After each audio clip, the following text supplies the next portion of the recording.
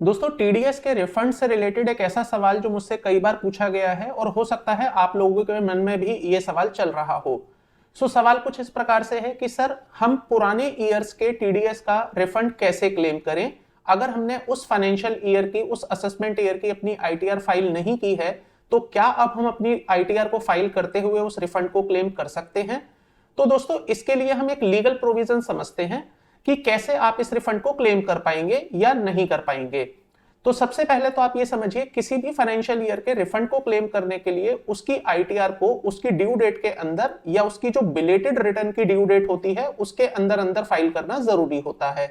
अब अगर आपने उस फाइनेंशियल ईयर की असेसमेंट ईयर की आईटीआर फाइल नहीं की है, तो उस केस में अब आप आईटीआर फाइल करके उसका रिफंड क्लेम नहीं कर सकते हैं। अब ऐसे में किसी के मन में एक पॉइंट आया कि हम अपडेटेड रिटर्न फाइल करके क्या उस रिफंड को क्लेम कर सकते हैं। तो दोस्तों अपडेटेड रिटर्न में भी रिफंड को क्लेम करने का कोई प्रावधान नहीं दिया गया है। हालांकि जो आपका टीडीएस कटा है आप उसको यूज कर सकते हैं टू पे योर टैक्स लायबिलिटी, लेकिन अगर उस रिटर्न में अपडेटेड रिटर्न में कोई भी रिफंड बना तो वो रिफंड आपको दिया नहीं जाएगा। ऐसा अपडेटेड रिटर्न के प्रोविजंस में क्लियरली लिखा गया है।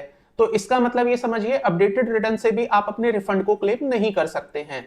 लेकिन अब ऐसे में मैंने देखा कुछ लोग क्या प्रैक्टिस फॉलो कर रहे हैं कि अपनी अपडेटेड रिटर्न में अपने टीडीएस को कैरी फॉरवर्ड कर रहे हैं और उसके अगले ईयर में वो उस टीडीएस को ब्रॉट फॉरवर्ड करते हुए उसका रिफंड क्लेम कर रहे हैं।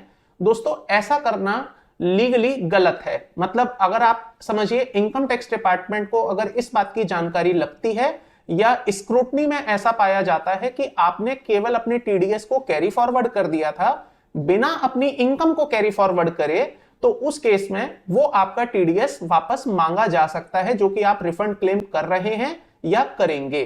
तो जो लोग इस तरह की प्रैक्टिस में इन्वॉल्व हैं कि अपनी आईटीआर यू फाइल कर रहे हैं, टीडीएस का कैरी फॉरवर्ड कर रहे हैं जबकि इनकम कैरी फॉरवर्ड नहीं कर रहे हैं, तो वो यहां पर थोड़ा सा समझें कि ये करना गलत होगा। इनकम टैक्स डिपार्टमेंट को अगर इस बात की जानकारी लगती है तो आपको आपका टीडीएस वापस करना पड़ जाएगा और इंटरेस्ट पेनल्टी के साथ वापस करना पड़ेगा। दोस्तों आप टीडीएस का कैरी फॉरवर्ड केवल एक ही सिनेरियो में कर सकते हैं, जब कोई इनकम एक्चुअली में आपको नहीं हुई है और उसका टीडीएस आपको उस पर्टिकुलर ईयर में डिडक्ट कर लिया गया है, लेकिन वो इनकम आप अपने अगले फाइनेंशियल ईयर में, अगले असेसमेंट ईयर में डिक्लेयर करेंगे, तो उसका टीडीएस भी आप अगले फाइनेंशियल और असेसमेंट ईयर में क्लेम कर सकते हैं। तो केवल उस परिस्थिति में आप टीडीएस के क्रेडिट को कैरी फॉरवर्ड कर सकते हैं, अदरवाइज कैरी फॉरवर्ड करना लीगल नहीं है। आई होप दोस्तों आपको ये जानकारी समझ आई होगी। इसी तरह के वीडियोस देखने के लिए चैनल को सब्सक्राइब कर लीजिएगा।